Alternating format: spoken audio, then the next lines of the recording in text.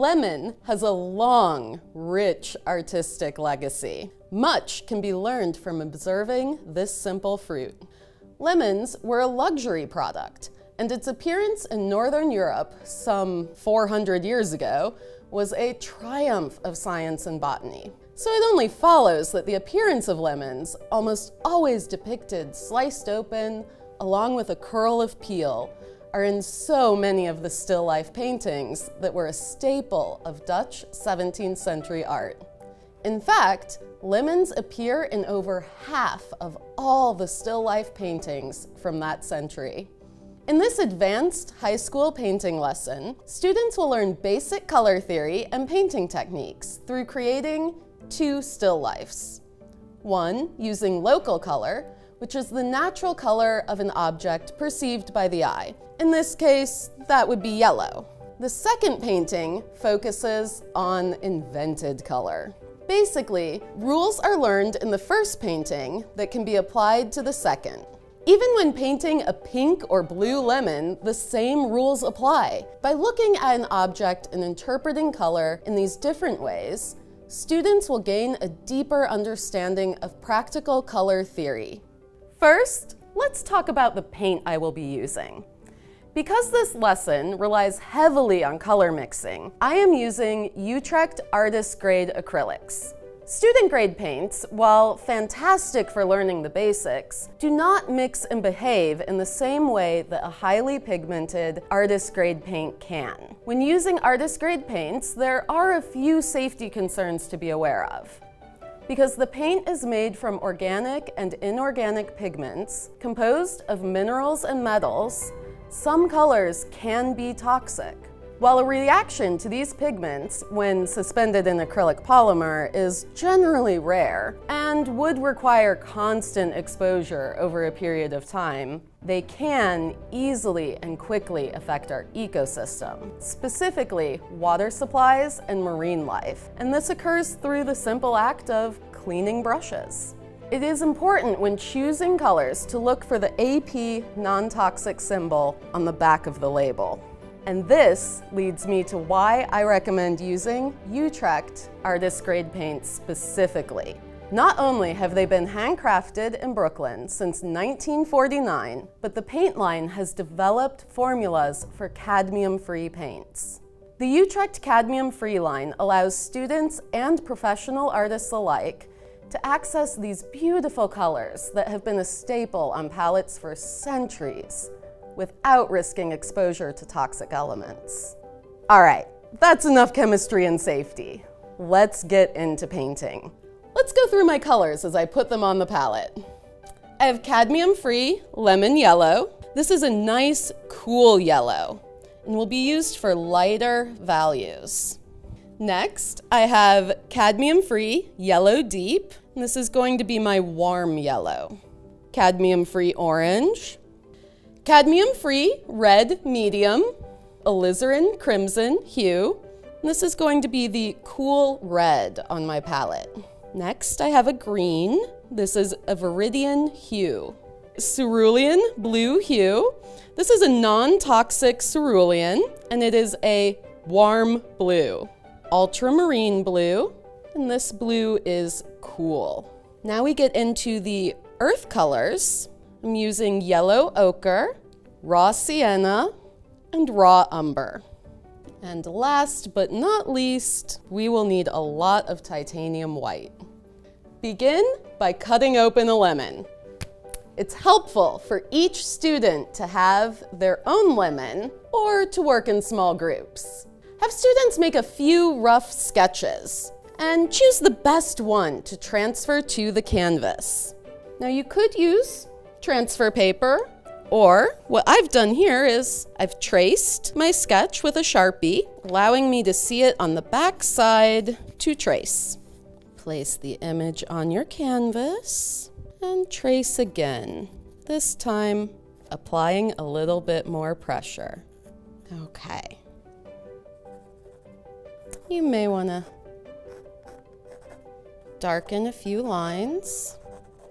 Have students first use only the raw sienna and white to fill in their sketch. Making an underpainting. An underpainting is a lot like making a road map of the subject. It shows tonal values, where all of your lights and darks will be, and defines the area. Make a dark and a light value, as well as a midtone. A little bit of water can be used to thin the paint. Starting with darker values, simply sketch in your shadows. Remember, darker colors come to the front. Continue to fill in the space, remembering that it's okay for it to look sketchy at first. Once complete, set aside and allow to dry. Because the paint is so thin, this shouldn't take long. While it is drying, begin mixing a few more colors. Adding a touch of white to a color can help determine whether it is warm or cool. I suggest mixing a small sample of each color with white to better understand how the color reacts. Place the color below the undiluted color used. Now, next, I want to share a few useful colors to mix. Neutral grays specifically can be hard to achieve when you don't know the formula, but they are enormously helpful. I use raw umber, ultramarine blue, and a little bit of white. Adding white will show the undertone of a color. This will show us whether our gray is neutral or not. Now, you may notice I also do not have the color black on my palette. And this is because students often use it as a crutch, just to make colors darker. When they learn to do this without the use of black, they will mix more specific colors to describe dark spaces and shadows. And in the process, will achieve a more coherent painting. One way to mix a black is to use ultramarine blue and alizarin crimson in equal parts. When white is added, this color will read as purple, but without tinting, it appears very close to black. Allow students to continue to explore and play with color mixing.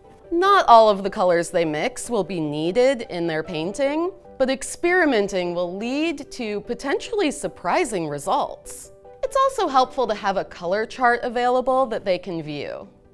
Returning to the underpainting, I'm going to start by filling in my shadows and then move towards lighter values. While doing this, keep in mind, first, it is widely considered by artists that value is more important than the color used in a painting. This is because color value really sets the structure of your painting. Value is simply how light or how dark a color is. To determine value on site, meaning without taking a photo and using a program to turn it black and white, I simply squint and look down my nose a little bit. Now, this might look really silly, but by limiting my range of sight, it actually makes it easier to see what colors are lighter and which colors are darker. The key to a successful painting is accurately describing light and shadow. This is how you will create a sense of depth. Secondly, like so much else in painting, color temperature is always relative. For example, I can't simply say, this yellow is cool. With colors, it is always warmer than or cooler than another color. Color temperature will always depend on the color that surrounds it. For example, green is warmer than blue, but green is also cooler than red. That's what it means to say all color is relational. Just as a dark color will only appear dark if it is shown with a light color. Finally, a painting stands on its own. That might sound a little silly, but what it means is that when complete, it is viewed without the knowledge of the actual object or scene painted. While an artist, especially a young artist, may view their own work and think, that doesn't look exactly like whatever it is they're trying to paint. A viewer is not prejudiced in this way, since they can only see the painting in front of them, and not the original object described in the painting. Knowing this can take off some of the pressure to make an image perfect. Now, this can be a lot for a beginner to think about, but a particular phrase comes to mind. It's all easy peasy, lemon squeezy. And the good news is, acrylic paintings can be built up in as many layers as needed. If a student is struggling, it can be helpful to take a photo of their painting and filter it so it reads as a black and white image. This will illuminate any problems with color value or temperature that is affecting the space in the painting. As I noted in the beginning, lighter colors will recede in space, while dark colors will pop out. Additionally, a warmer color will appear to be in front of a cooler color. After completing a painting that attempts to describe color and space accurately, students can choose a non-local color to paint their lemon. In this example, I chose to use blue for my new lemon color. Once that color is determined, all of the surrounding colors will relate to the same rules applied and used in creating that first realistic painting, creating a wonderfully vibrant painting that will feel accurate. And remember, in the end, the painting stands on its own. It's its own world with its own unique colors.